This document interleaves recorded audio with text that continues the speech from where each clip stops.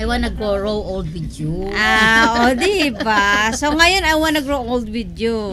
Ganon, diba? Kanina yung mga in-interview natin na nadapa, kung saan nadapa. And then bumangon. And then bumangon, I wanna grow old with you na. Ayan.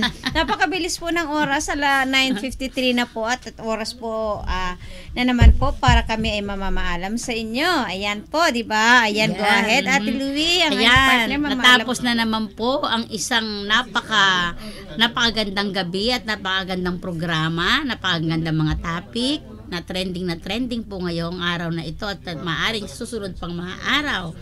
At maraming pong salamat sa inyo pong pakikinig at hanggang sa muli po, hanggang sa Sabado at hanggang sa Miyerkules pang darating ay magkita-kita tayong muli.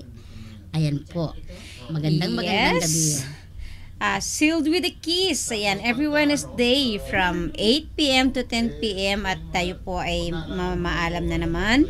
Maraming salamat po sa pagsubaybay ninyo sa programa namin ito. Sana po ay subaybayan din po ninyo ang lahat ng aming programa po. Ayan po, gabi-gabi meron po tayo hanggang linggo po yan. Ayan po. And of course, maraming salamat sa iyo, Miss Susan ng Singapore, sa binahagi mo sa amin ngayong gabi, ang idinulog mo about your problem.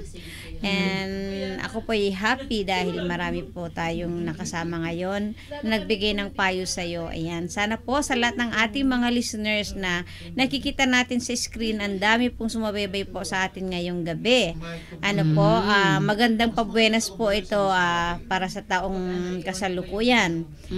Sana po ay huwag kayong magsawa. So kung ano man po ang inyong mga suliranin, kung ano man po ang inyong gustong ibahagi sa amin or gusto nyo humingi ng payo, ay nandito lang po ang Pinoy FM. Bukas po ang aming himpilan para sa inyo.